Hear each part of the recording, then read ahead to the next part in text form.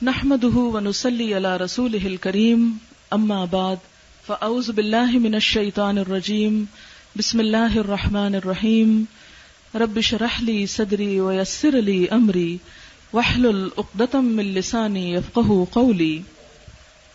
قرآن پاک جیسا کہ آپ جانتے ہیں کہ اللہ کا کلام ہے اور اس کلام کو باقی تمام کلاموں پر، باقی تمام علوم پر اتنی ہی فضیلت حاصل ہے جتنی خود اللہ تعالی کی ذات کو باقی تمام مخلوق پر فضیلت حاصل ہے۔ دنیا میں ہمیں جو کچھ بھی نظر آتا ہے وہ سب اللہ کے مقابلے میں کمتر چیز ہے۔ کیوں؟ اس لیے کہ سب چیزیں مخلوق ہیں اور اللہ کی ہستی وہی خالق ہے، اور خالق ایک ہے اور بس وہی ہے، اس لیے اس کی فضیلت تمام مخلوق پر ثابت ہے، طے شدہ ہے۔ اسی لیے ہم دیکھتے ہیں کہ اس کتاب کے ساتھ قدم قدم پر رحمتیں اور برکتیں ہیں۔ جس ہستی کا کلام ہے وہ ہستی سب سے بڑی ہستی ہے، جس کی بڑائی کا اظہار ہم دن میں ہر نماز کے شروع میں اور مختلف سٹیپس پر اللہ اکبر کہہ کر کرتے رہتے ہیں۔ آذان کی ابتدا بھی اللہ اکبر سے ہوتی ہے اور ایک بندہ مومن کے دل میں بھی اللہ ہی کی بڑائی پیوستہ ہوتی ہے۔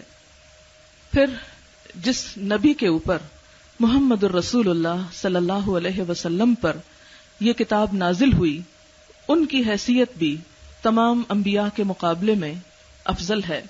پھر جس شہر میں یہ کتاب اتری، مکہ کا شہر، اسے ام القری، تمام بستیوں کی ماں قرار دیا گیا۔ پھر جو فرشتے اس کتاب کو لے کر آئے، جبریل علیہ السلام، ان کی حیثیت تمام فرشتوں میں فرشتوں کے سردار کی سی ہے۔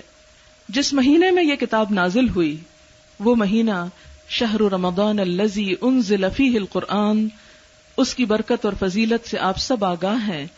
پھر اس کے بعد جس رات میں یہ قرآن نازل ہوا، لیلۃ القدر، اس کے بارے میں بھی آپ جانتے ہیں کہ لیلۃ القدر خیر من الف شہر، وہ رات 1000 مہینوں سے زیادہ بہتر ہے۔ تو گویا آپ دیکھ رہے ہیں کہ اس کتاب کے ساتھ ہر جگہ فضیلت ہی فضیلت ہے۔ پھر جس امت پر یہ کتاب نازل ہوئی، امت مسلمہ، اسے بھی قرآن پاک میں اللہ تعالیٰ نے کنتم خیر امت، تم بہترین امت ہو، یہ کہہ کر خطاب فرمایا۔ اب اس کے بعد رہ جاتے ہیں اس کو پڑھنے والے اور اس کو پڑھانے والے، تو ان کے بارے میں بھی نبی صلی اللہ علیہ وسلم نے خوشخبری سنائی، خیرکم من تعلم القرآن وعلمہ، تم میں سے بہترین ہے وہ شخص جو قرآن سیکھتا ہو اور سکھاتا ہو۔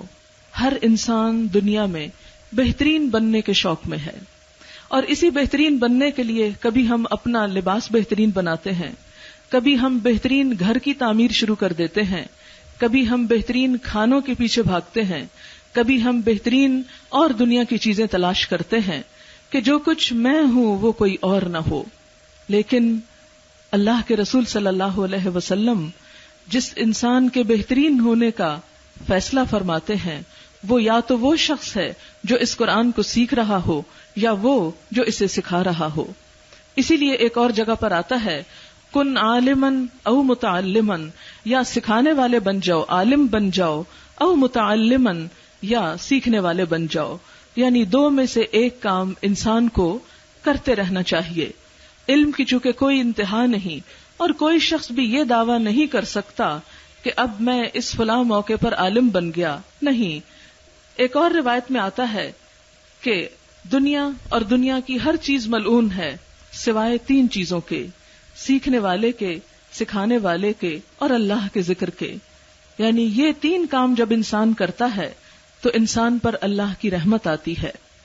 لہذا آپ صلی اللہ علیہ وسلم کے اس ارشاد کی روشنی میں ہم دیکھتے ہیں کہ شروع زمانے سے ہی قرآن پاک کے پڑھنے پڑھانے کا بے پناہ اہتمام کیا گیا۔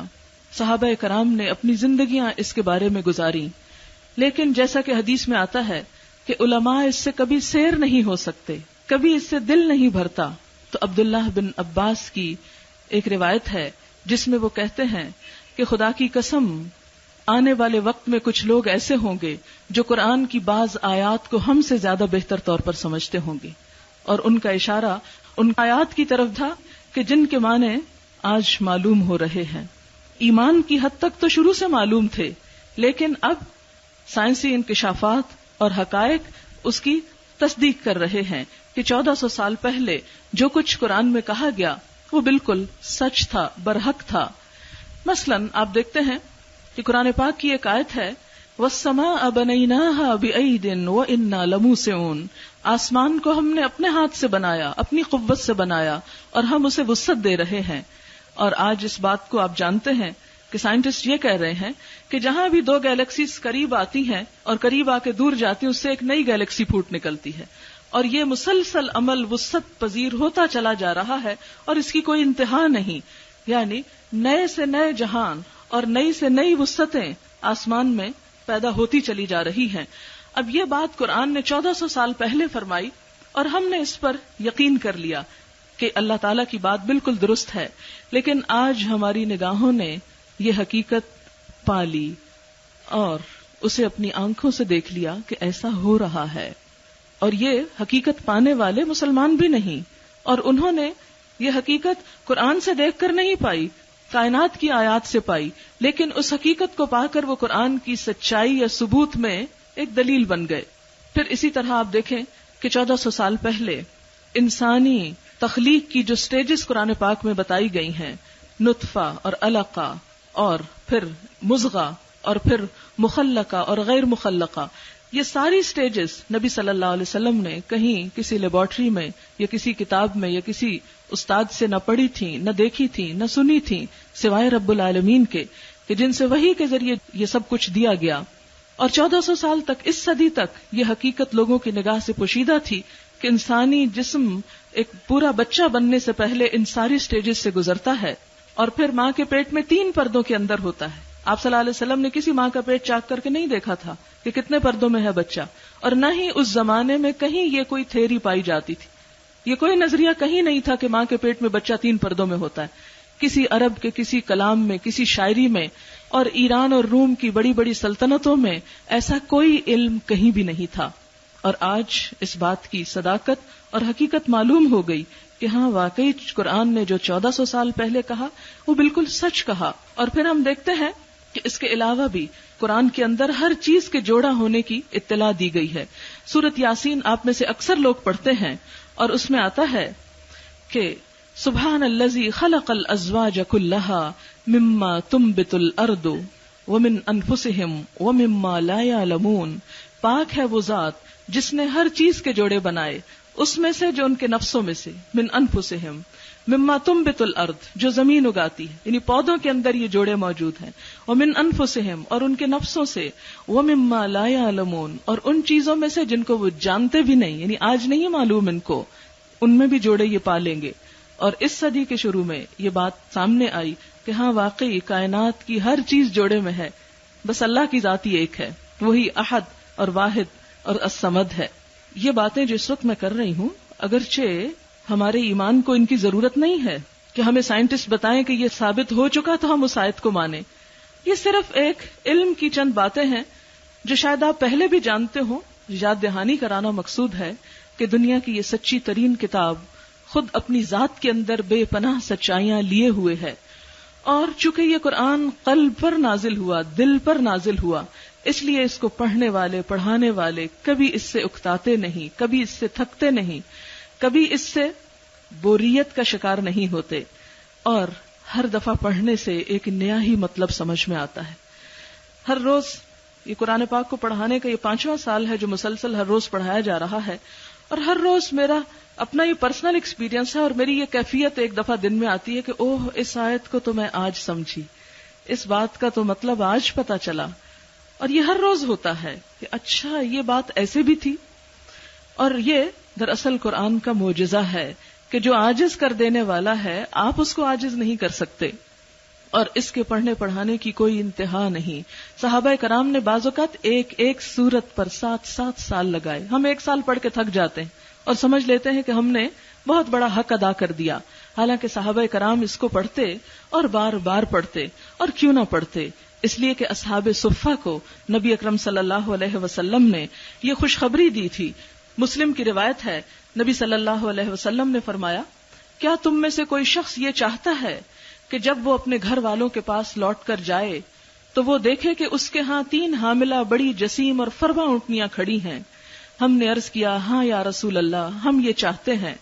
اس پر آپ نے فرمایا کہ 3 آیتیں جو تم میں سے کوئی شخص اپنی نماز میں پڑھے، یہ اس کے لیے اس سے زیادہ بہتر ہے کہ وہ اپنے گھر پر ایسی 3 بڑی اونٹنیاں پائے. اور ایک اور جگہ پر دوسری حدیث میں آپ صلی اللہ علیہ وسلم نے فرمایا، آپ اپنے حجرہ مبارک سے نکل کر اصحاب صفہ کے پاس تشریف لائے اور فرمایا، تم میں سے کون یہ چاہتا ہے کہ ہر روز بتھان یا عقیق جائے اور وہاں سے بڑے کوہان والی 2 اونٹنیاں لے آئے بغیر اس کے کہ اس نے کوئی گناہ یا قطع رحمی کی ہو؟ ہم نے عرض کیا، یا رسول اللہ صلی اللہ علیہ وسلم، ہم میں سے تو ہر ایک یہ بات چاہتا ہے. تب آپ نے فرمایا کہ تم میں سے ایک شخص مسجد میں جائے اور لوگوں کو 2 آیتیں سنائے تو یہ اس سے بہتر ہے کہ اسے روزانہ 2 اونٹنیاں میسر آئیں، اور اگر 3 آیتیں پڑھ کر سنائے تو یہ 3 اونٹنیاں مل جانے سے بہتر ہے، اور اگر 4 آیتیں پڑھ کر سنائے تو یہ 4 اونٹنیاں مل جانے سے بہتر ہے. اس طرح جتنی آیتیں سنائے گا اتنی ہی اونٹنیوں سے بہتر ہے. یعنی دنیا کا وہ مال جس کے اکٹھا کرنے اور جس کے جمع کرنے میں ہم دن رات لگائے ہوئے ہیں، اس سے کہیں زیادہ بہتر ہے یہ قرآن، جس کے بارے میں سورۃ یونس میں بھی فرمایا، فَبِذَلِكَ فَلْيَفْرَحُوا هُوَ خَيْرٌ مِّمَّا يَجْمَعُونَ، کہ اس قرآن پر انہیں خوشی منانی چاہیے، یہ اس سب چیز سے بہتر ہے جو وہ جمع کر رہے ہیں.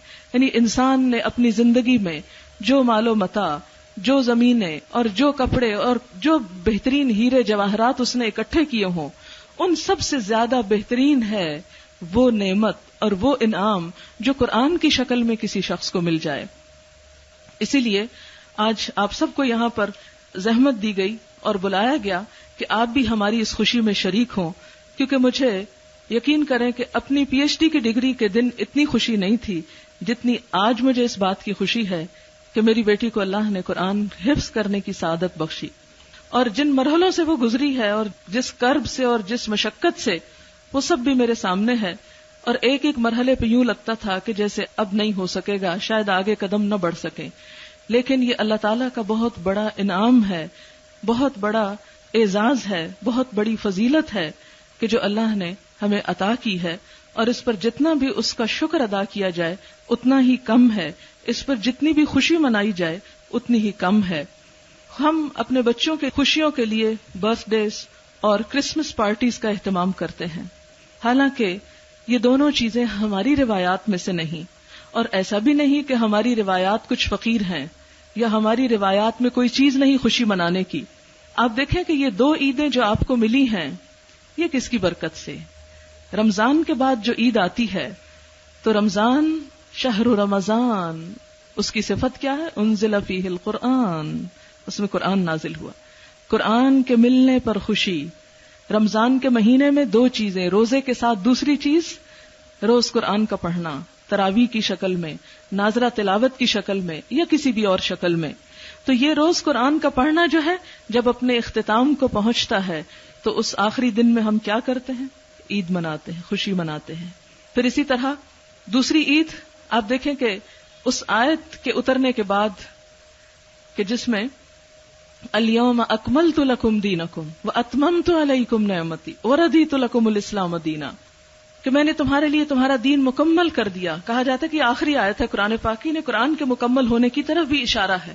تو ایک دفعہ یہود حضرت عمر کے پاس آئے اور کہنے لگے کہ آپ کی کتاب میں ایک ایسی آیت ہے کہ بخدا اگر ہمیں وہ دی جاتی تو ہم اس دن کو عید کا دن بنا لیتے، اور وہ آیت ہے الیوم اکملت لکم دینکم، کہ آج میں نے دین مکمل کر دیا، قرآن مکمل ہو گیا، اور قیامت تک کے لیے اس کی حفاظت ہوگی، کیونکہ ان کی کتابیں حفاظت سے نہ رہ سکیں، اور ان کو جو دین دیا گیا وہ مکمل حالت میں نہیں تھا، ایک حصہ تھا دین کا. تو اس آیت پر حضرت عمر نے فرمایا کہ ہمارے لیے یہ دن، جس دن یہ آیت اتری تھی، اس دن کو بھی اللہ نے خوشی کا دن بنا دیا ہے، اور اس دن بھی مسلمان خوشی مناتے ہیں عید الاضحیٰ کی شکل میں. لہذا قرآن کے پڑھنے پر پھر صحابہ کرام میں ہم دیکھتے ہیں کہ حضرت عمر یا ابن عمر ان میں سے کسی نے جب سورت بقرہ مکمل کی تھی تو 7 اونٹ ذبح کیے تھے اس کی خوشی میں کہ یہ میں نے پڑھ لی، مجھے سمجھ میں آ گئی۔ تو مسلمانوں کی خوشیاں تو اللہ کی خوشی کے ساتھ وابستہ ہیں، اس عمل کے ساتھ کہ جس پر اللہ راضی ہو جائے، جس کو وہ قبول کر لے۔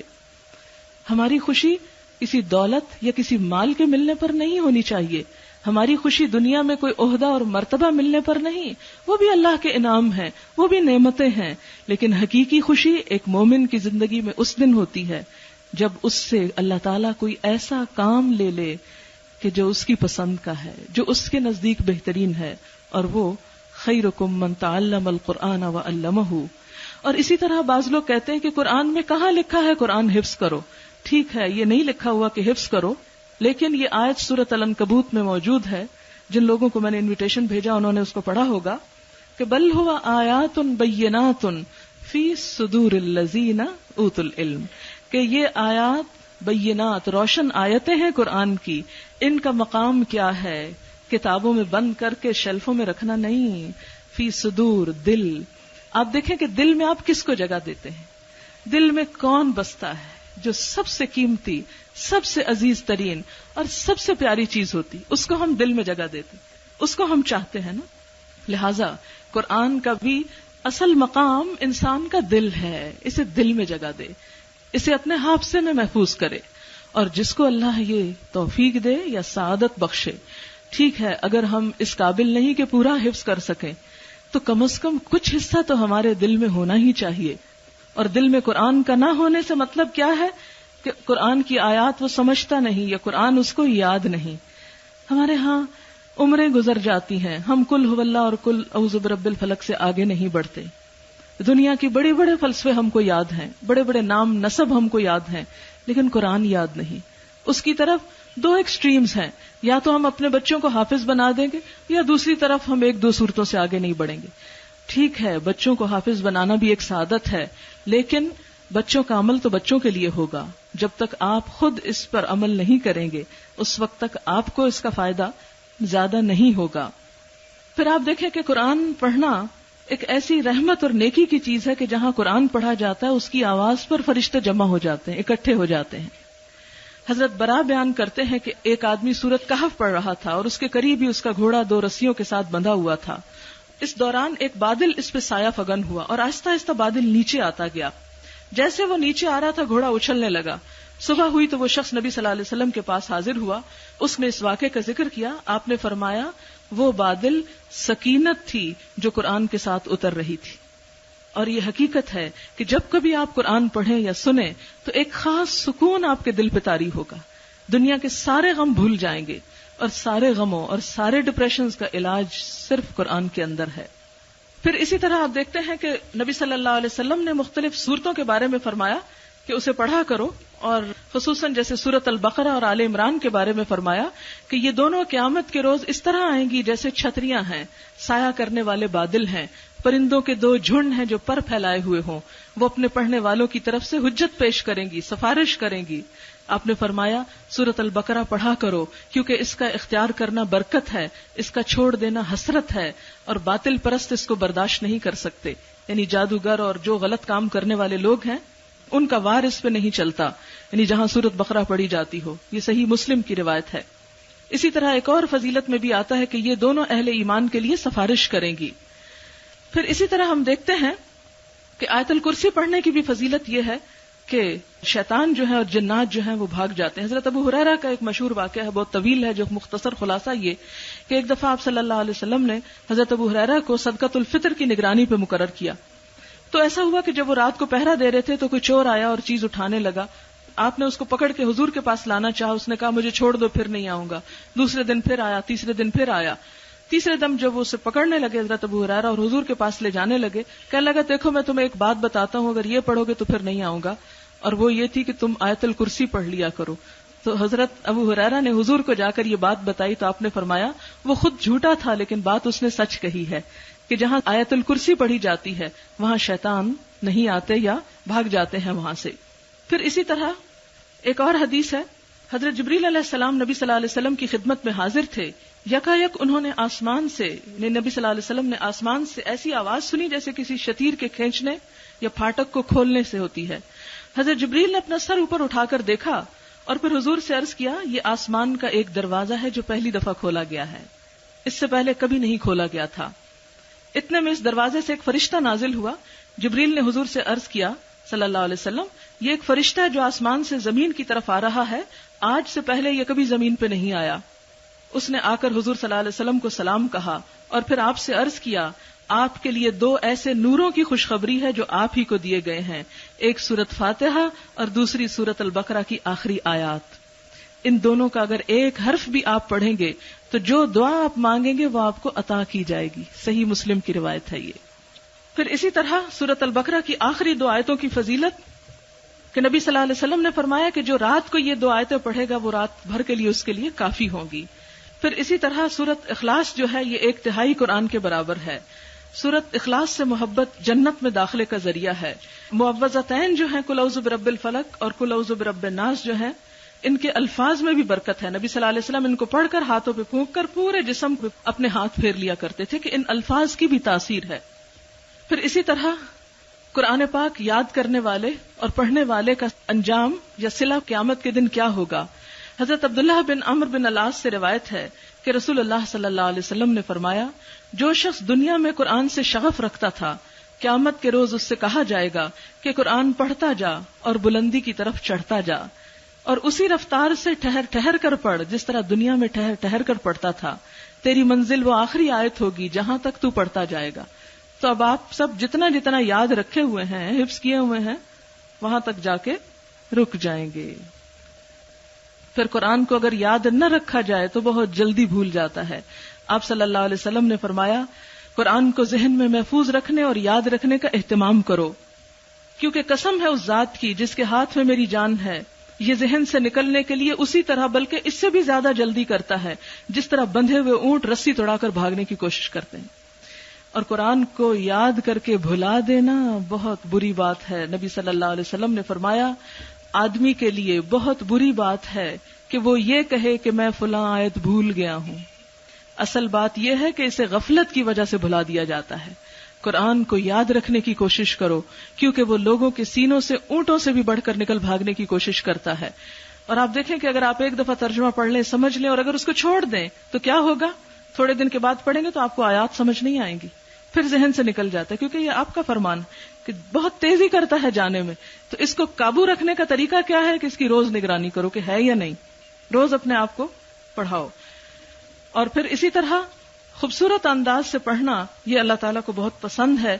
اب آمنہ آ گئی ہیں تو میں آمنہ سے ریکویسٹ کرتی ہوں کہ پلیز آپ آ جائیں، یہاں تشریف لائیں.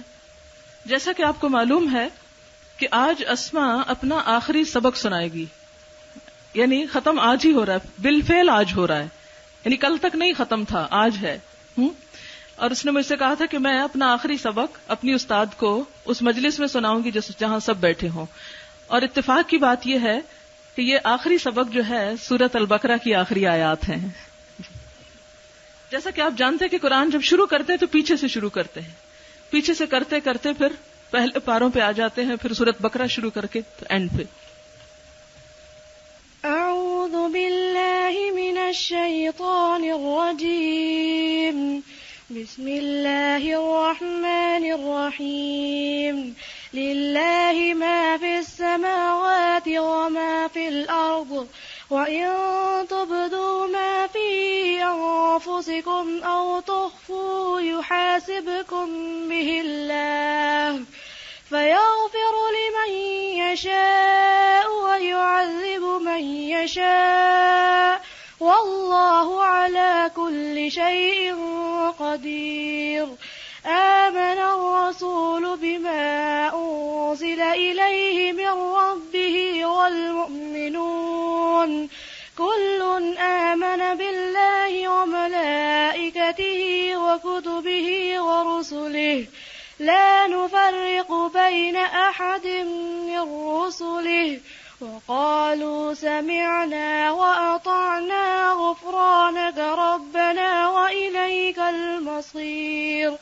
لا يكلف الله نفسا إلا وسعها لها ما كسبت وعليها ما اكتسبت ربنا لا تؤاخذنا إن نسينا أو أخطأنا ربنا ولا تحمل علينا إصرا كما حملته على الذين من قبلنا ربنا ولا تحملنا ما لا طاقة لنا به واعف عنا واغفر لنا وارحمنا أنت مولانا فانصرنا على القوم الكافرين صدق الله العظيم।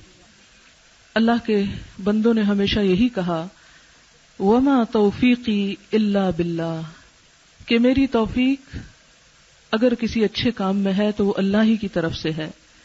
हमें किसी भी काम को अपना कमाल कभी नहीं समझना चाहिए। हमारे पास जितनी भी नेमतें हैं, हमारा दिल, हमारा दिमाग, हमारी जबान, हमारी आवाज, हमारे कान, हमारी आंखें, ये सब अल्लाह की दी हुई हैं। और इस पर अगर इन चीजों को अल्लाह के रास्ते में इस्तेमाल करने की तौफीक हो जाए तो अल्लाह ही का शुक्र अदा करना चाहिए। और अल्लाह का वादा है लइन शकरतुम लअज़ीदन्नकुम, अगर तुम शुक्र अदा करते रहे तो मैं और ज्यादा दूंगा। तो मैं इस बात पर अपनी बेटी को खास तौर पर नसीहत करती हूँ कि इस चीज को कभी अपनी जहानत न समझना, अपना कमाल न समझना। ये जो कुछ भी तुम्हारे पास है ये सब अल्लाह का दिया हुआ है, इसमें से हर चीज अमानत है और मरते दम तक इसे अल्लाह के रास्ते में इस्तेमाल करना और कभी इससे दुनिया की कोई हकीर चीज हासिल करने की नीयत न रखना। इस काम को सिर्फ और सिर्फ अल्लाह के लिए, अल्लाह की रजा और आखिरत की जजा के लिए करना। अल्लाह ताला इसे कबूल कर ले। अल्लाह की हम्द व सना के लिए अल्लाह के नाम पढ़े जाते हैं। मैं अपनी दूसरी दो बेटी की जितनी भी बच्चियां हैं वो जरा ऊपर आ जाएं और सूरतों के नाम पढ़ लें, क्योंकि कुरान पाक सारा तो इस वक्त में पढ़ा नहीं जा सकता, तो हम सूरतों के नाम अल-फातिहा से अन्नास तक सिर्फ पूरे कुरान के अंदर से गुजरने वाली बात है कि याद दहानी के तौर पर।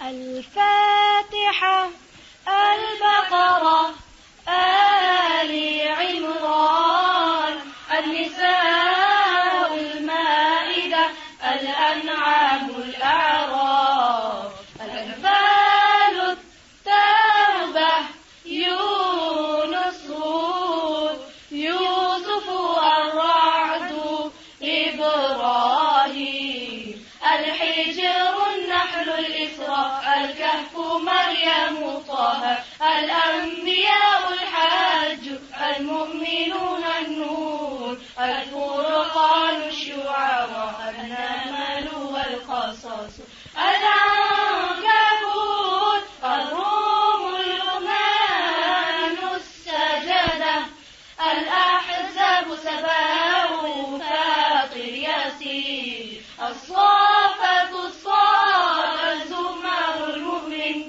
فصلت، الشعراء، زخرف، الدخان، الجاثيات، الأحقاف، محمد، الفاتح، الحجرات، القاف، الذاريات، الطور، النجم والقمر، الرحمن، الواقع، الحديد، المجادلة، الحشر، الممتحنة، الصاف، الجمعة، المنافقون، التغابن، الطلاق، التحريم، الملك، القلم، الحاقة، العارج، نور، الجن، المزمل، المدثر، القيامة، الإنسان، المرسلات، النبأ، النازعات، عبس، التنوير، الانفطار، مطففين، الانشقاق، البروج، الطارق، الأعلى، الغاشية،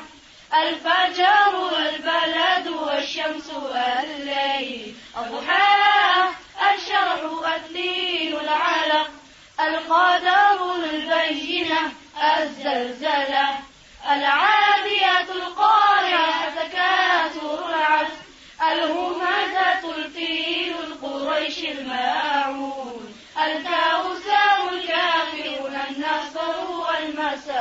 الإخلاص الفلق والآخر والناس سورة القرآن.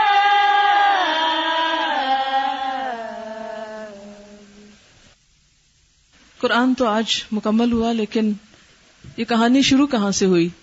یہ کیا ہوا کہ یہ کام ہو گیا؟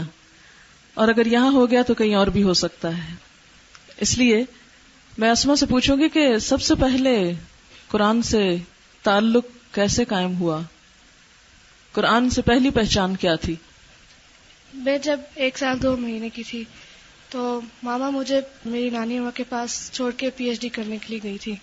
جب میں صبح اٹھا کرتی تھی تو میں دیکھتی تھی کہ میری نانی اماں قرآن مجید پڑھ رہی ہوتی تھی اونچی آواز سے، تو میں ان کے پاس جا کے بیٹھ جایا کرتی تھی اور اکثر انہی کے پاس بیٹھ کے ادھر تکیے کے اوپر سر رکھ کے سو جایا کرتی تھی.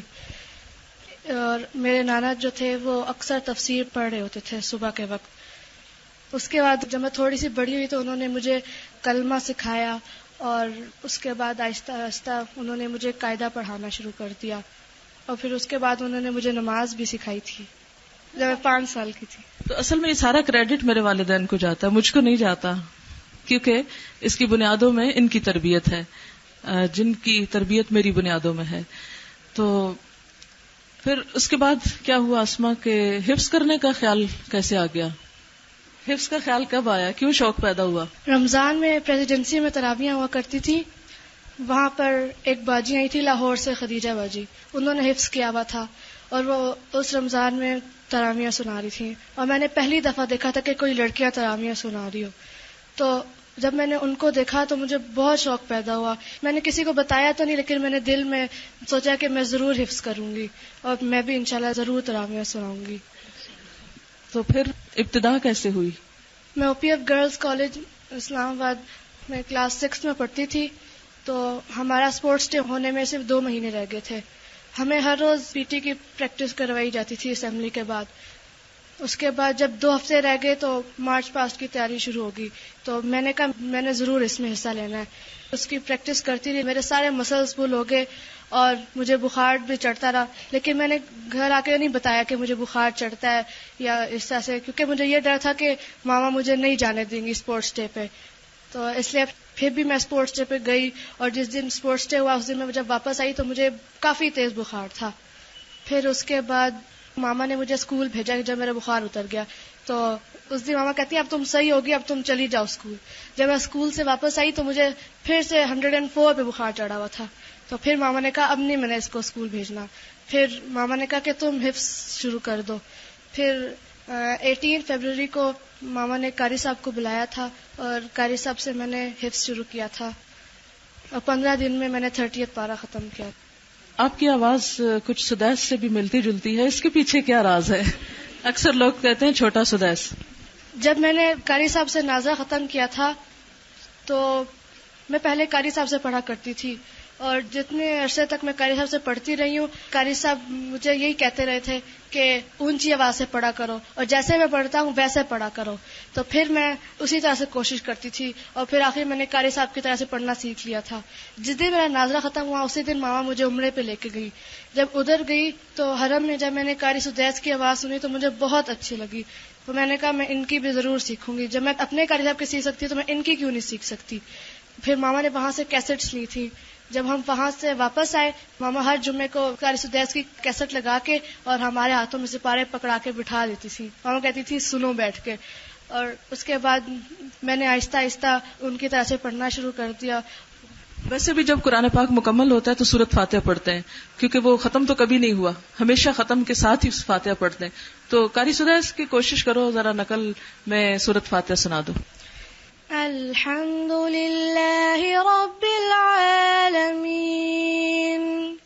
الرحمن الرحیم مالک یوم الدین ایاک نعبد و ایاک نستعین اہدنا الصراط المستقیم صراط الذین انعمت علیہم غیر المغضوب علیہم ولا الضالین.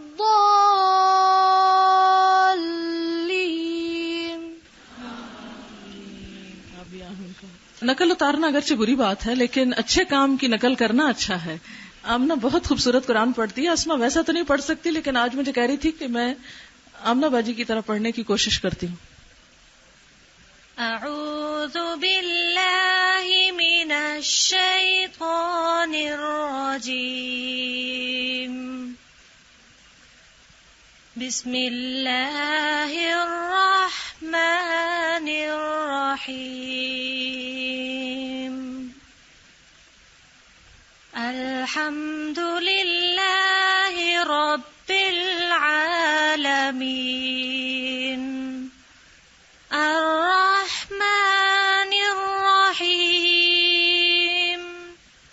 मालिकि यौमिद्दीन। इय्याका नअबुदु व इय्याका नस्तईन।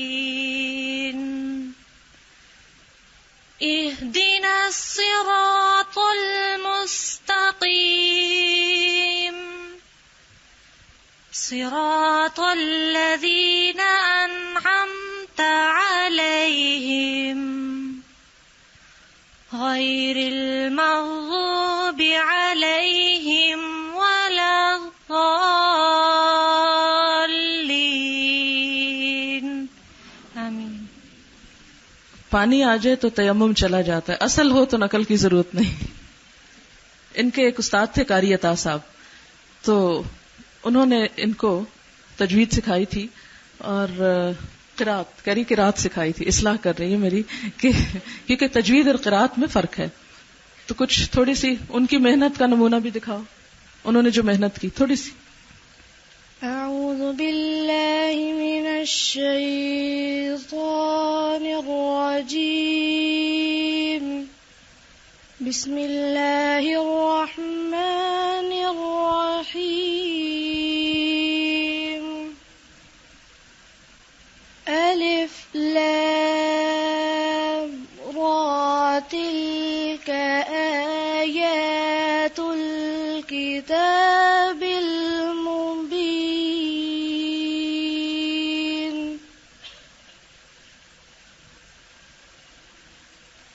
इन्ना अंज़लनाहु क़ुरआनन अरबिय्यन लअल्लकुम तअक़िलून।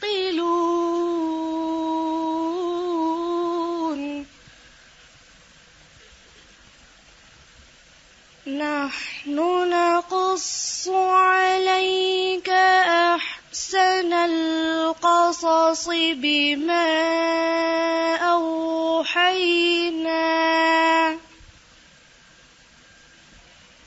इन्ना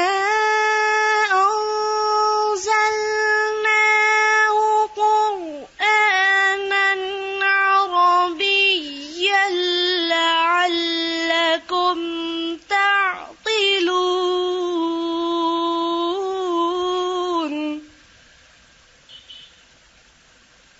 नहनु नक़ुस्सु अलैका अहसनल क़ससि बिमा अवहैना इलैका हाज़ल क़ुरआन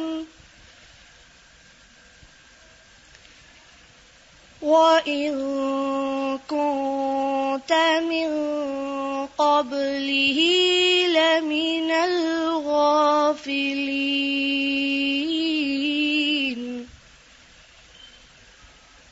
इज़ क़ाल यूसुफ़ लिअबीही या अबति इन्नी रअयतु अहद अशर कौकबन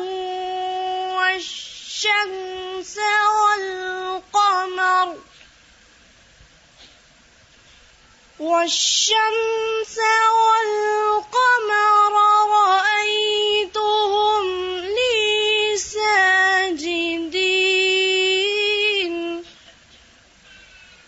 قال يا بني لا تقصص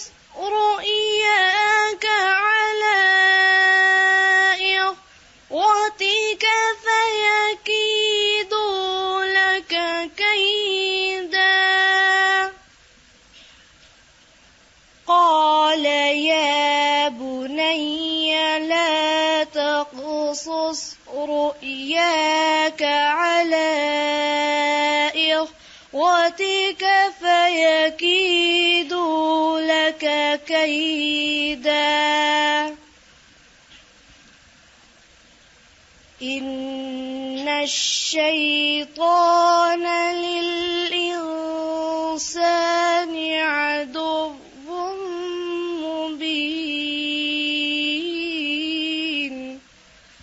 صدق اللہ العظیم. اچھا اسما، یہ بتاؤ کہ قرآن پڑھتے وقت کیا مشکل ہوئی تھی؟ شیطان کیسے بہکاتا تھا؟ کیا کہتا تھا؟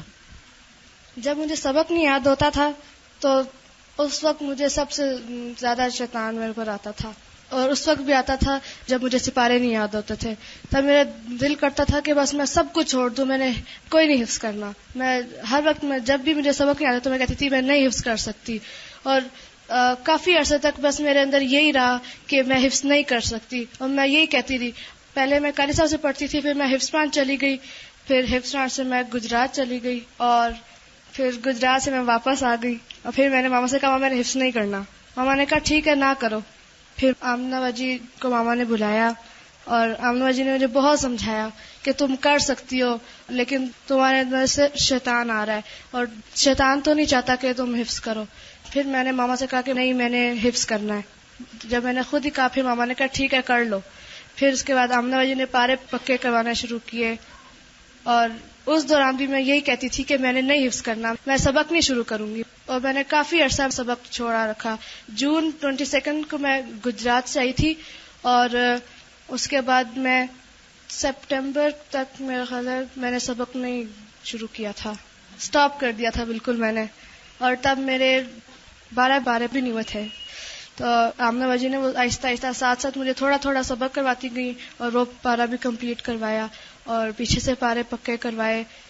اس کے بعد آمنہ باجی کے ایگزامز آ گئے، پھر میں حفظ پان چلی گئی. اس کے بعد آمنہ بتائے گی پھر کیا ہوا. یہ آخری جو سپارے ہیں 15 سپارے، یہ کتنے عرصے میں یاد ہوئے؟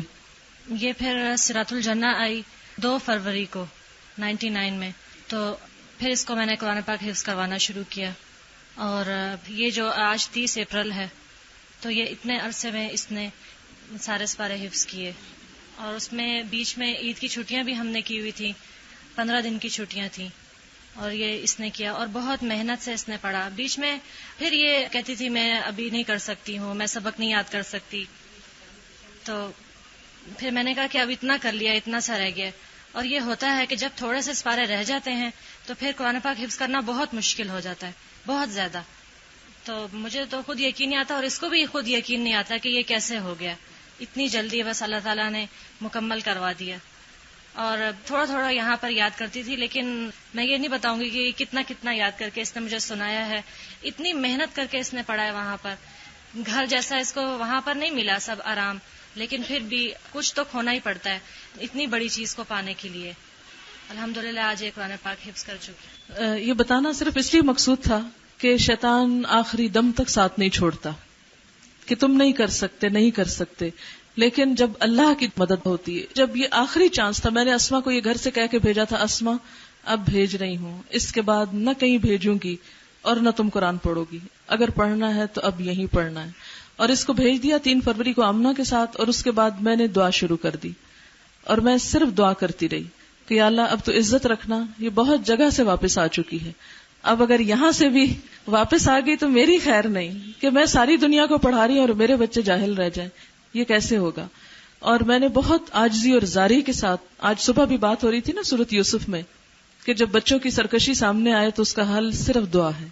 اور دعا کی، اور الحمدللہ ان 2.5 مہینوں میں 15 پارے حفظ ہوئے، جو اتنے عرصے میں سٹاپ آپ دیکھیں 6 مہینے کے لیے چپ کر کے بیٹھ گئی کہ نہیں کرنا. آپ سوچ سکتے ہیں کہ ایک ماں کی، ایک باپ کی، ایک گھر والوں کی کیا حالت ہوتی ہوگی کہ بچہ آگے نہیں چل رہا. لیکن لا تیأسوا من روح اللہ، لا تقنطوا من رحمت اللہ، اللہ کی رحمت سے کبھی بھی مایوس نہ ہو.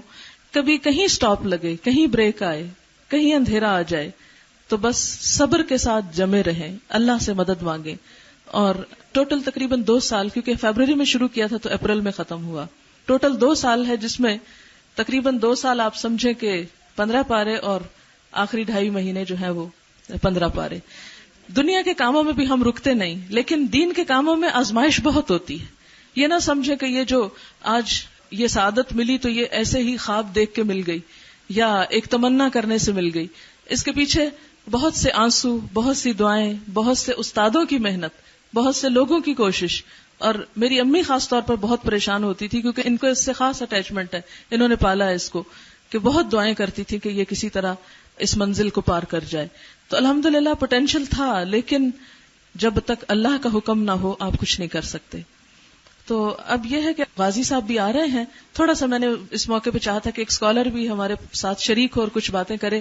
تو ابھی مجھے میسج آیا کہ وہ آ رہے ہیں. جب تک وہ آتے ہیں تو میں اسما سے پوچھتی ہوں کہ اب آئندہ کیا پلان ہے, کیا کرنا چاہتی ہو, یہ خود ہی بتائے. میرا آئندہ کا پلان یہ ہے کہ انشاءاللہ اب میں نے حفظ تو کر لیا, لیکن میں اس کو اچھی طرح سے پکا کر کے اس کے بعد میں اگر اللہ تعالیٰ نے چاہا تو میں قرآن میں PhD کر سکوں انشاءاللہ.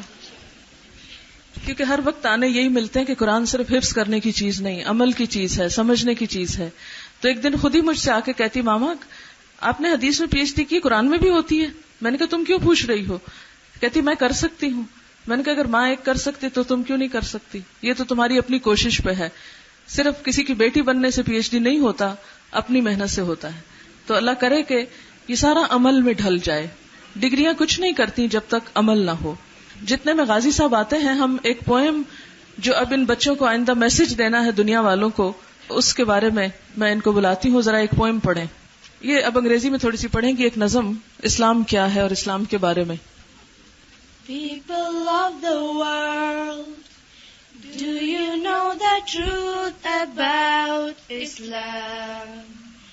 Or do you think it's about bombing planes and killing innocent people? Forget about the lies. I'm here to tell you how it really is. You deserve to know the truth about this beautiful way of life. People of the world, Islam is all about peace.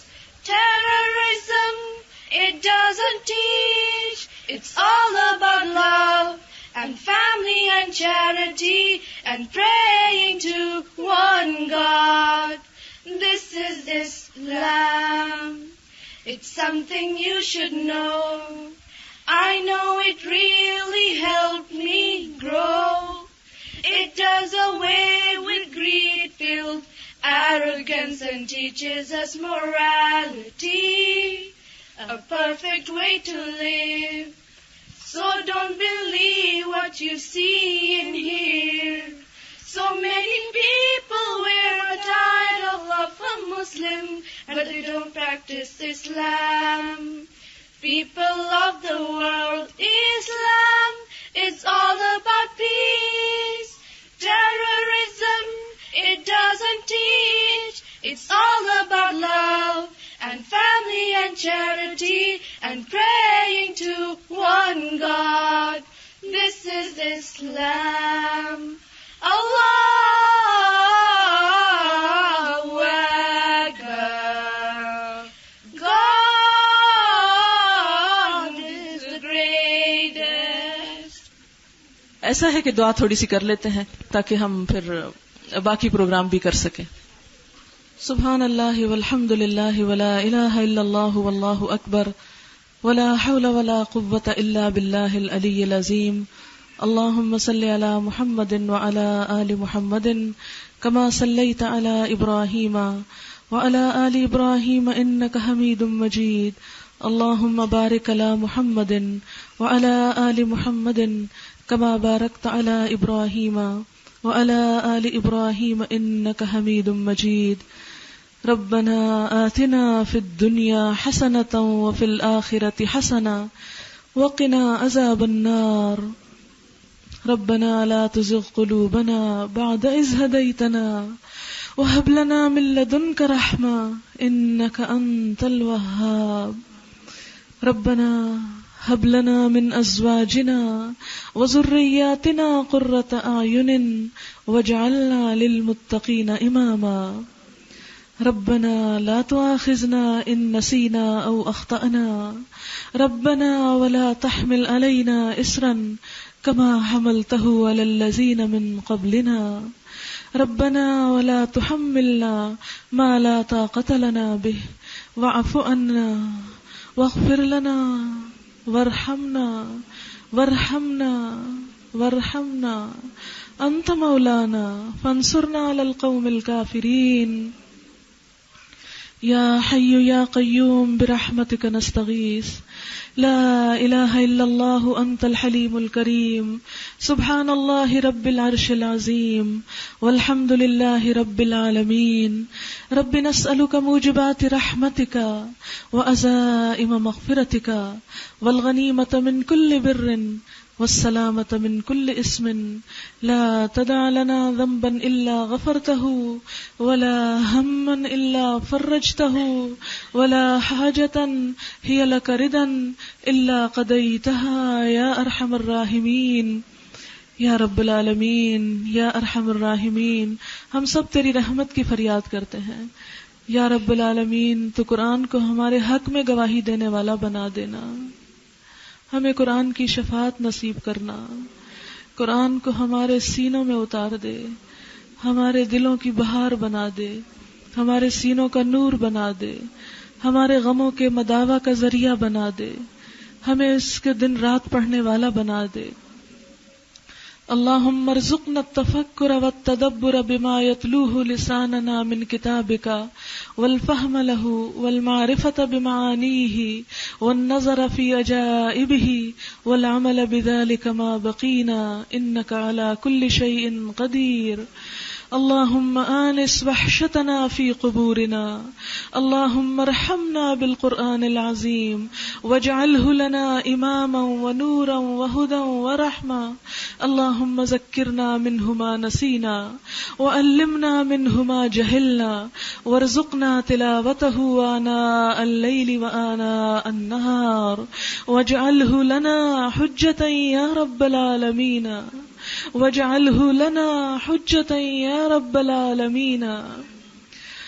اللہم اقسم لنا من خشیتک ما تحول به بیننا وبین معصیتک ومن طاعتک ما تبلغنا به جنتک ومن الیقین ما تهون به علینا مصائب الدنیا. اللہم متعنا باسماعنا وابصارنا وقواتنا ما احییتنا واجعلہ الوارث منا واجعل ثأرنا على من ظلمنا وانصرنا على من عادانا ولا تجعل مصیبتنا في دیننا ولا تجعل الدنيا اکبر همنا ولا مبلغ علمنا ولا تسلط علينا من لا يرحمنا. لا الہ الا انت سبحانک انی کنت من الظالمین. لا الہ الا انت سبحانک انی کنت من الظالمین. رب اوزعنی ان اشکر نعمتک التی انعمت علی وعلی والدی وان اعمل صالحا ترضاه واصلح لی فی ذریتی انی تبت الیک انی تبت الیک انی تبت الیک. یا حی یا قیوم برحمتک نستغیث. یا رب العالمین ہم سب کی اولاد کو نیک ہدایت عطا فرما، انہیں ہماری آنکھوں کی ٹھنڈک بنا، انہیں دین کے رستے پر چلا. یا اللہ انہیں ہمارے لیے صدقہ جاریہ بنا، ان سے دین کی بہترین خدمت لے لے. یا اللہ انہیں دین کے کام کے لیے چن لے. یا رب العالمین تو انہیں اپنے دین کے لیے اور اپنی محبت سے سرفراز کر دے. یا اللہ تو ہمارے سب کے گھروں میں سکون پیدا فرما. یا اللہ ہم سب کی اولادوں کو نیکی کے رستے پر لگا. یا رب العالمین تو ہمیں باعمل مسلمان بنا. اللہ ہم مسلمانوں کے اندر اتفاق اور اتحاد پیدا فرما. یا اللہ تو ہمیں اس کام کی توفیق دے جس سے تو راضی ہو جائے. اللہم وفقنا لما تحب وترضى. اللہم وفقنا لما تحب وترضى. یا رب العالمین جتنے لوگ یہاں پر حاضر ہوئے ہیں ان سب کے دلوں میں جو نیک دعائیں اور تمنائیں ہیں ان کو پورا کر دے. یا رب العالمین سب کا آنا قبول فرما، سب کو اس مجلس میں شریک ہونے کا بہترین اجر عطا فرما. یا اللہ تو ان کے اس احسان کا بہترین بدلہ انہیں عطا فرما. یا رب العالمین اس مجلس میں جو کچھ ہم نے سیکھا ہے یا رب العالمین ہمیں اس پر عمل کرنے والا بنا. یا اللہ تو ہمارے اندر مزید اخلاص پیدا فرما. یا رب العالمین ہمیں ہر وہ کام کرنے کی توفیق دے جس سے تو راضی ہو جائے، اور ہر اس کام سے بچنا سکھا جس سے تیری ناراضگی آتی ہو. یا رب العالمین تو ہماری اولاد کو اس دنیا کے ہر فتنے سے بچا کے رکھنا، دنیا کی محبت سے بچا کے رکھنا، دنیا کی اس غفلت اور بے راہ روی سے بچا کے رکھنا. یا اللہ تو ان کے ایمان اور دین اور اخلاق کی خود حفاظت فرما، ان کی شرم و عزت کی حفاظت فرما. یا اللہ تو انہیں دین کے کام کی توفیق عطا فرما. یا رب العالمین قرآن کو ہمارے حق میں شفاعت کرنے والا بنا، ہماری قبر کا ساتھی بنا. یا اللہ جو کچھ قرآن میں سے ہم پڑھتے اور پڑھاتے ہیں اگر اس میں کوئی بات غلط ہو تو ہماری اصلاح فرما دے، ہمیں پکڑ کر سیدھے رستے پر چلا دے اور ہر غلط چیز ہم سے چھڑوا دے. یا اللہ دین کے رستے پر ہمیں استقامت عطا فرما، ہمارے دلوں کو ٹیڑھا ہونے سے بچا تو ہمارے دلوں میں سکون بھر دے، سکینت بھر دے، اطمینان پیدا کر دے، راہ حق پر جما دے. یا رب العالمین تو ہمیں اس رستے پر استقامت عطا فرما. یا رب العالمین تو ہم سب کے گناہوں کو معاف کر دے، ہماری گناہوں اور خطاؤں اور زیادتیوں سے درگزر فرما. یا اللہ ہم سب کے بچوں کو دین کی توفیق دے. یا اللہ ہم سب کے بچوں کو نیک بنا. یا اللہ ہم سب کے بچوں کو ہمارے لیے صدقہ جاریہ بنا.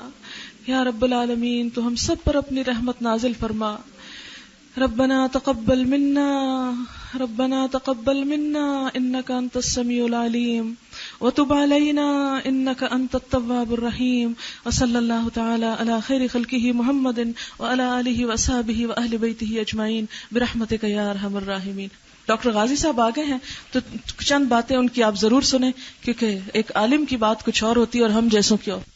نحمده ونصلي على رسوله الكريم وعلى اله واصحابه اجمعين. قابل احترام بہنوں اور بچیوں اور بیٹیوں، میں سب سے پہلے آپ کی طرف سے برادر عزیز جناب ڈاکٹر ادریس زبیر صاحب اور عزیز بہن ڈاکٹر فرحت ادریس صاحبہ کو سب کی طرف سے دلی مبارکباد پیش کرتا ہوں کہ انہوں نے یہ عظیم سعادت حاصل کی اور ایک ایسا شرف حاصل کیا جو نہ صرف ان کے لیے، ان کی بچی کے لیے، بلکہ ان کے پورے اہل خاندان کے لیے ایک اعزاز ہے اس دنیا میں بھی اور آخرت میں بھی. میں اپنی طرف سے اور ڈاکٹر شافی کی طرف سے جو بین الاقوامی اسلامی یونیورسٹی کے صدر ہیں، جو میرے دائیں طرف بیٹھے ہوئے ہیں، ان کی طرف سے آپ سب حضرات کو مبارکباد دیتا ہوں کہ اس مبارک تقریب میں ہمیں شرکت کا موقع ملا. میں صرف حکم کی تعمیل میں چند باتیں آپ کی خدمت میں پیش کرنا چاہتا ہوں. کسی لمبی یا تفصیلی گفتگو کا موقع نہیں ہے. قرآن مجید جس کے بارے میں ابھی آپ نے کچھ باتیں سنی، جس کو حفظ کرنے کی سعادت اس عزیز بچی کو حاصل ہوئی، یہ ہم سب کے اوپر ایک ذمہ داری بھی ہے، اعزاز اور شرف بھی ہے. جتنا بڑا اعزاز ہوتا ہے اتنی بڑی ذمہ داری ہوتی ہے، جتنی بڑی ذمہ داری ہوتی ہے اتنا بڑا اعزاز ہوتا ہے. یہ دنیا میں کبھی نہیں ہوتا کہ اعزاز تو ملے لیکن اس کے ساتھ ذمہ داری نہ ہو. اس لیے جس اعزاز یا جس شرف کے لیے بھی آپ کبھی کوشش کریں تو ہمیشہ اس شرف اور اعزاز کی ذمہ داریوں کو پہلے سے ذہن میں رکھیں. اور اللہ کی یہ سنت رہی ہے کہ کوئی فرد یا کوئی قوم دونوں کے لیے ہے، افراد بھی اس سے مستثنا نہیں ہیں، قومیں بھی مستثنا نہیں ہیں. کوئی فرد اپنے اعزاز کے تقاضوں کو جس حد تک پورا کرے گا، اس کی ذمہ داریوں کو جس حد تک نبھائے گا، اللہ تعالیٰ اس کے اعزاز میں اضافہ فرمائیں گے. وَلَئِن شَكَرْتُمْ لَأَزِيدَنَّكُمْ. یہاں عربی زبان میں تاکید کے 2 صیغے استعمال ہوئے ہیں. لام عربی میں تاکید کے لیے آتا ہے اور نون تشدید کے ساتھ یہ مزید تاکید کے لیے آتا ہے. اور یہ تاکید کا وہ درجہ ہے کہ جس کا اردو ترجمہ شاید ممکن نہ ہو، کہ اگر تم شکر کرو گے، شکر کے بارے میں ابھی عرض کرتا ہوں، تو میں لازماً یقینی طور پر اپنی نعمتوں میں، اعزازات اور اپنی تشریف میں اضافہ کروں گا. شکر کے 3 درجے ہیں. سب سے پہلا درجہ یہ کہ آپ زبان سے اللہ کا شکر ادا کریں، یا جس نے آپ کے ساتھ احسان کیا ہے اس کا شکر ادا کریں. جو بندوں کا شکر گزار نہیں ہوتا وہ اللہ کا شکر گزار بھی نہیں ہو سکتا. لہٰذا پہلا درجہ یہ ہے کہ زبان سے شکر گزاری کا اظہار ہو. جس نے آپ کے ساتھ احسان کیا ہے، اللہ نے کیا ہے، جو ہر قسم کے احسان کا مالک ہے، اس کے ساتھ تو کرنا ہی ہے. لیکن جس بندے کو اس نے ذریعہ وسیلہ بنایا ہے، زبان سے اس کا شکر ادا کرنا، یہ سب سے پہلا درجہ ہے.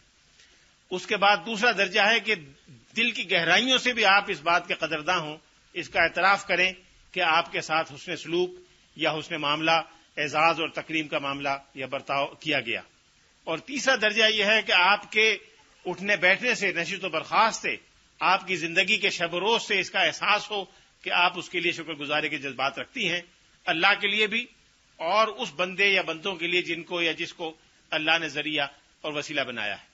اس لیے قرآن مجید جتنی بڑی نعمت ہے اتنی ہی بھاری اس کی ذمہ داریاں بھی ہیں. یہ وہ نعمت ہے کہ اللہ نے آسمانوں، زمینوں اور پہاڑوں کو پیش کی، لیکن وہ اس کو اٹھانے کے قابل نہیں تھے، اس لیے وہ اس ذمہ داری کو، بھاری ذمہ داری کو نہیں اٹھا سکے.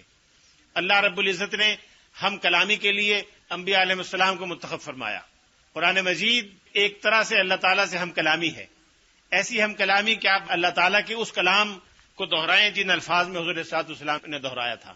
آج روئے زمین پر قرآن مجید کے علاوہ اللہ کا کوئی ایسا کلام موجود نہیں ہے کہ جو بعین ہی انہی عبارتوں میں، انہی الفاظ کے ساتھ اور اسی اسلوب کے ساتھ، اسی لہجے کے ساتھ موجود ہو جس لہجے میں اللہ کے فرشتے نے اللہ کی طرف سے اس کے پیغمبر سے کلام کیا تھا. صرف اور صرف قرآن مجید وہ کتاب ہے کہ جو براہ راست آپ کے دل سے مخاطب ہے. اور علامہ اقبال نے بڑی اچھی بات کہی ہے کہ قرآن مجید سے فائدہ اٹھانے کے لیے ضروری ہے کہ آپ یہ محسوس کر کے پڑھیں کہ وہ براہ راست آپ کے دل پہ نازل ہو رہا ہے. تیرے ضمیر پر جب تک نہ ہو نزول کتاب، گرہ کشا ہے نہ راضی نہ صاحب کشاف. نہ امام راضی کی عقلیت آپ کو فائدہ پہنچا سکتی ہے، نہ زمخشری کی تفسیر کشاف سے قرآن کی روح تک آدمی پہنچ سکتا ہے اگر اس کے دل پر براہ راست اس کا اثر نہ ہو اور یہ سمجھ کے نہ پڑھے کہ اللہ کی طرف سے اتر رہا ہے اور دل پر جا رہا ہے، بردل ریزت کی کیفیت نہ ہو. قرآن مجید کا سب سے پہلا حق یہ ہے، اس ذمہ داری کو انجام دہی کا پہلا تقاضا یہ ہے، قرآن مجید نے بتایا کہ اس کی تلاوت کی جائے. عام طور سے تلاوت کے معنی لوگ سمجھتے ہیں پڑھنا، حالانکہ تلاوت کے معنی پڑھنا نہیں ہے. پڑھنا تو قرات کو کہتے ہیں.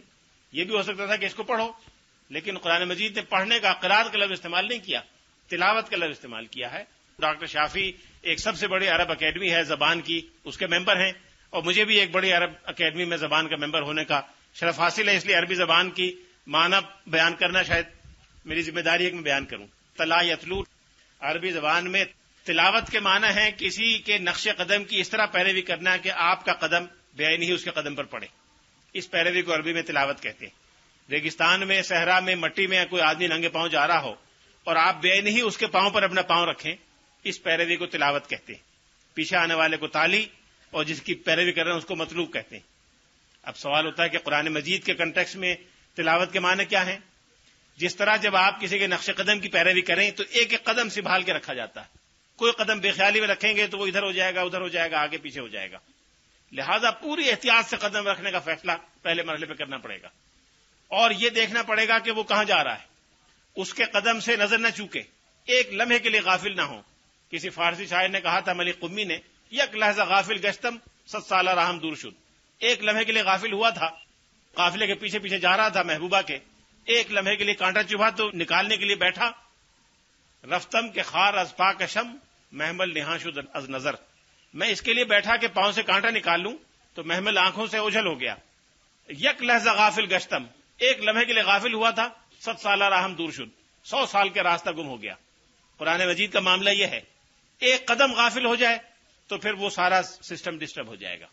لہذا تلاوت کے لیے ایک ایک لفظ پر غور کر کے، اس کو سوچ کر کہ کون سا لفظ زبان سے نکل رہا ہے، مفہوم کیا ہے، معنی کیا ہے، میسج کیا ہے، ذمہ داری کیا ہے، وہ ادا کریں. اس کو تلاوت کہتے ہیں.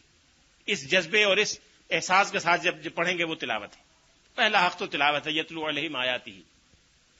پھر پڑھنا کافی نہیں بلکہ سمجھنا بھی ضروری ہے. کوئی جادو نہیں ہے، منتر نہیں ہے، نعوذ باللہ کے بغیر سوچے سمجھے دہرائیں. کوئی میوزک نہیں ہے، پکی میوزک ہاں ہاں ہاں جیسے کرتے ہیں، کوئی سمجھ بھی نہیں آتا کہ کیا بکواس ہے. نعوذ باللہ اس طرح کی چیز نہیں ہے. ایک ایک لفظ کا، ایک ایک سکون کا، ایک ایک زبر زیر کا الگ مفہوم ہے. دنیا آباد ہے مفاہیم کی، لہذا اس کو سمجھنا یہ دوسرا درجہ ہے. لیکن سمجھنے کے انتظار میں تلاوت چھوڑ دیں، یہ شیطان کا بہکاوا ہے. بعض لوگ کہتے ہیں جب تک سمجھ کے نہ پڑھیں کیا فائدہ. ٹھیک ہے، درست کہتے ہیں، لیکن اگر اس کا نتیجہ یہ نکلے کہ تلاوت چھوڑ دیں سمجھ کے انتظار میں تو یہ سمجھیں کہ شیطان نے بہکایا ہے. ابلیس کے جال بڑے مضبوط ہوتے ہیں اور بڑے غیر مری ہوتے ہیں، نظر بھی نہیں آتے. لہذا ضرور سیکھنے کی کوشش کریں، سمجھنے کی کوشش کریں، جتنی کوشش کر سکتی ہیں کریں، لیکن تلاوت کو نہ چھوڑیں.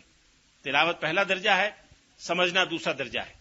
پھر قرآن مجید محض کوئی نظری کتاب نہیں ہے جیسے فلسفے کی کتاب ہوتی ہے یا کسی فن کی ادب کی کتاب ہوتی ہے کہ پڑھنے مزہ لے رہے ہیں. دیوانہ غالب دہرا رہے ہیں، مزہ آ رہا ہے پڑھ کے، بس باقی کافی ہے. ایسی کتاب نہیں ہے، یہ گائیڈ بک ہے. جیسے آپ کو آپ کے ابا نے، بھائی نے، چچا نے گاڑی خرید کے دے دی بڑی اچھی، اور ڈرائیونگ کی کتاب بھی خرید کے دے دی. اب آپ ڈرائیونگ کی کتاب زبانیں بھی یاد کر لیں، فرینچ میں ہو تو فرینچ بھی سیکھ لیں، جرمن میں ہو تو جرمن بھی سیکھ لیں، خوب انگریزی یا فرینچ لہجے میں اس کو پڑھ کے بھی سنا دیں، لیکن 1 منٹ کے لیے گاڑی کی ڈرائیونگ سیٹ میں بیٹھ کے اس کو چلانے کی کوشش نہ کریں تو وہ کتاب بیکار ہے. ٹھیک ہے، لوگ سمجھ لیں گے کہ آپ کو فرینچ آتی ہے، آپ اس پہ گفتگو بھی کر لیں گی، کسی ڈرائیور کو مشورہ بھی خوب دیں گی تھیوریٹیکل قسم کا کہ ایسے کرو ویسے کرو، ادھر موڑو ادھر موڑو، لیکن جس مقصد کے لیے ہے وہ نہیں ہوگا. لہذا قرآن پاک کا بڑا مقصد یہ کہ اس کو پڑھیں اور جتنا پڑھتے جائیں اس پر عمل کرتے جائیں. حضرت عمر فاروق نے فرمایا کہ ہم جتنا قرآن پڑھتے تھے اتنا عمل کرتے تھے. تعلمنا العلم ثم تعلمنا الایمان، تعلمنا الایمان ثم تعلمنا العلم. ایمان اور علم ساتھ ساتھ چلتے تھے. اگر ایمان میں اضافہ نہیں ہوتا علم کے ساتھ، آج اگر 10 آیتوں کا علم ہے تو 10 آیت کے برابر ایمان ہو، کل 20 آیتوں کا علم ہے تو ایمان میں اضافہ ہونا چاہیے، یقین اور پختگی میں اضافہ ہونا چاہیے، پھر اس پر عمل درآمد انسان کی زندگی میں ظاہر ہونا چاہیے. اگر وہ ظاہر نہیں ہوتا تو یہ اسی طرح بیکار اور بے نتیجہ ہے جیسے اس کتاب کا، گائیڈ بک کا، ڈرائیونگ کی کتاب کا یاد کر لینا. اس کو آپ یاد کریں، عمل درآمد کریں اسی دن سے. جس دن پہلا سبق پڑھا اس پہ عمل شروع کر دیں، دوسرے سبق پر دوسرے دن عمل شروع کر دیں، تو قرآن مجید زندگی کا ایک حصہ بن جائے گا جیسے صحابہ کرام کی زندگی کا حصہ بن گیا. ایک صحابی قرآن کا چلتا پھرتا نمونہ تھا. صحابہ کو یہ کہنے کی ضرورت نہیں پڑی تقریریں کرنے کی، کوئی صحابی ہماری طرح تقریریں لمبی لمبی نہیں کرتا تھا، ضرورت نہیں پڑتی تھی. ان کو دیکھ کے پتہ چل جاتا تھا کہ اسلام ایسا ہوتا ہے، قرآن ایسا ہوتا ہے. ایک صحابی جس ملک میں پہنچ گیا حضور صلی اللہ علیہ وسلم کا، اس نے وہاں کا نقشہ بدل دیا. لہذا قرآن اگر چلتا پھرتا ہو، زندگی میں آ جائے تو وہ اس طرح مؤثر ہوتا ہے. اور آخری ذمہ داری یہ ہے کہ جو نعمت آپ کے پاس ہے آپ دوسروں کو شریک کریں. قرآن مجید کی نظر میں یہ پیغام شفا ہے، نسخہ کیمیا ہے، اور انسانیت کسی بیماری کی وجہ سے، کسی تباہی اور عقلی بربادی کی وجہ سے اندھے کنویں میں گر رہی ہے. اگر آپ کے پاس نسخہ کیمیا ہے اس جنون کو درست کرنے کا اور اس بیماری کو ٹھیک کرنے کا، اور آپ لوگوں کے ساتھ شیئر نہ کریں، تو اس سے بڑی انسان دشمنی کوئی نہیں. انسان دشمنی کی قرآن مجید نے اجازت نہیں دی. انسان دوستی کا تقاضا یہ ہے کہ جو نسخہ آپ کے پاس ہے، پوری قوم نعوذ باللہ مر رہی ہو ہیضے سے، طاعون سے یا کسی اور پلیگ سے، اور آپ کے پاس نسخہ ہو، اس کو اپنے گھر میں لیے بیٹھیں، یہ بہت بڑا جرم ہے. سب کے لیے وہ عام ہونا چاہیے. لہذا 4 ذمہ داریاں ہیں قرآن پاک کی. خلاصہ یہ ہے گفتگو کا کہ بہت بڑی ذمہ داری ہے، اس لیے کہ بہت بڑا شرف ہے. جتنا بڑا شرف ہوگا اتنی بڑی ذمہ داری ہوگی. ان ذمہ داریوں کے 4 درجے ہیں: پہلے تلاوت، دوسرے فہم، تیسرے عمل، چوتھے نشر و اشاعت. اللہ تعالیٰ سے دعا کریں کہ ہمیں آپ اور سب کو ان 4 درجات پر عمل کرنے کی اور اس کے تقاضوں کو پورا کرنے کی توفیق عطا فرمائے. میں اجازت چاہتا ہوں. الحمد لله رب العالمين والعاقبة للمتقين ولا عدوان إلا على الظالمين. نحمد الله تعالى ونشكره ونتوب إليه ونستغفره ونعوذ به من شرور أنفسنا ومن سيئات أعمالنا. وبعد, I'm very happy to be with you in this meeting, and I hope that this meeting will be blessed by Allah subhanahu wa ta'ala and by presence of the angels, as the Prophet sallallahu alaihi wasallam promised. I'll just recite the hadith and request Dr. Ghazi to give you the meaning. يتلون كتاب الله ويتدارسونه بينهم إلا نزلت عليهم السكينة وغشيتهم الرحمة وحفتهم الملائكة وذكرهم الله في من عنده. حدیث آپ نے بیان فرمائی ہے، اس میں ارشاد ہوا ہے کہ جب بھی کچھ مسلمان ایک جگہ جمع ہو کر اللہ کی کتاب کو پڑھتے ہیں اور اس کی تلاوت کرتے ہیں تو ان پر اللہ کی طرف سے سکینت نازل ہوتی ہے، اللہ کی طرف سے رحمت کا پیغام بھیجا جاتا ہے، اللہ کے فرشتے ان کو اپنے رحمت سے ڈھانپ لیتے ہیں، اور اللہ تعالیٰ اپنے قریب جو اس کی مخلوقات ہیں ان میں اس اجتماع کا تذکرہ فرماتا ہے کہ میرے فلاں بندے فلاں جگہ فلاں شہر میں جمع ہو کر میرے کلام کی تلاوت کر رہے ہیں.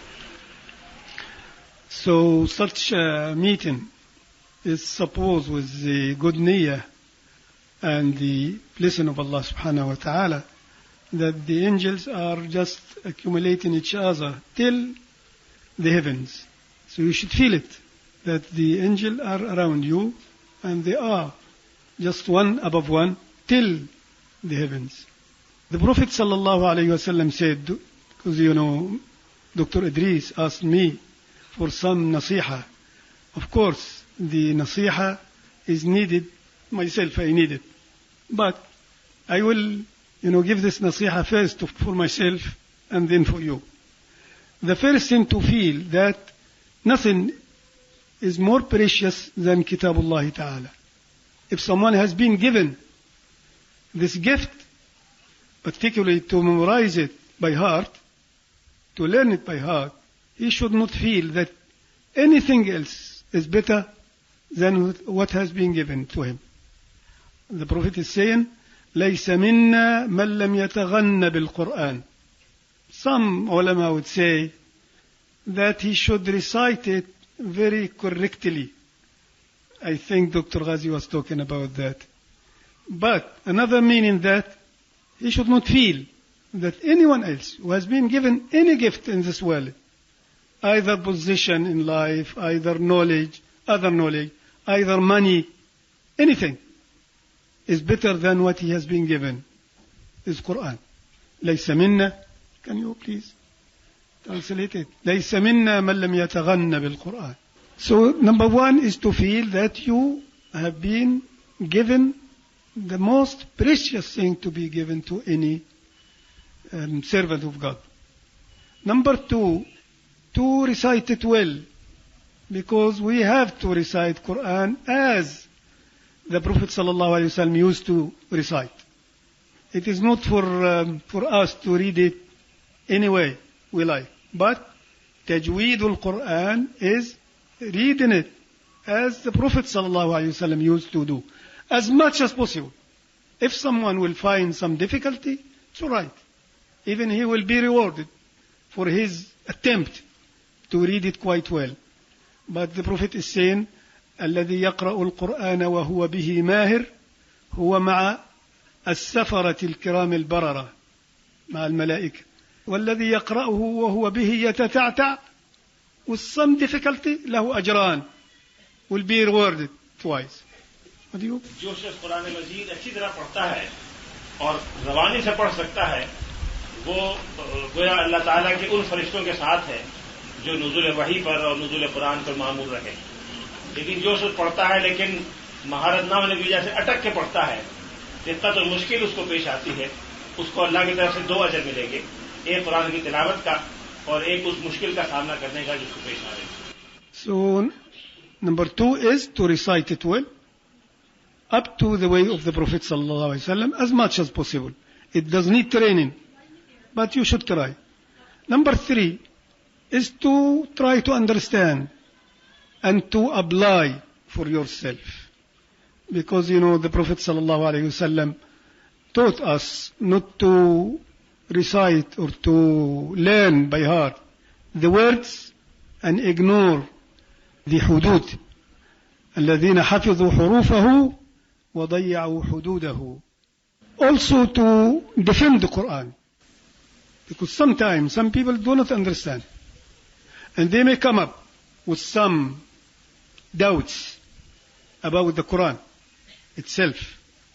So to spread the knowledge of the Quran and to defend some points may be raised by some people, also included in the hadith of the Prophet ﷺ when he said, الدين النصيحة. قلنا لمن يا رسول الله؟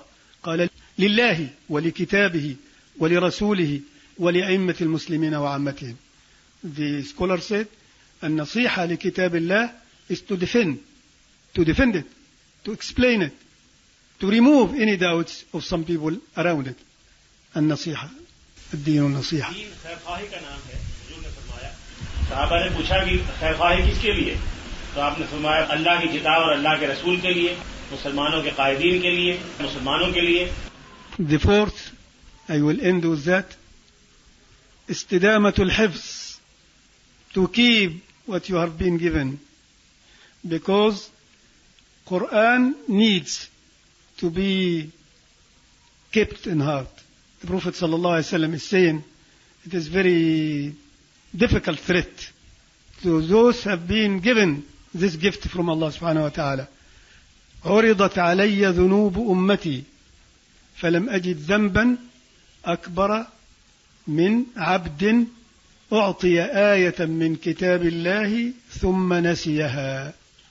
So you have to keep memorizing the holy book by heart if you have been given that. Otherwise, it is very, very difficult and one of the major sins in Islam.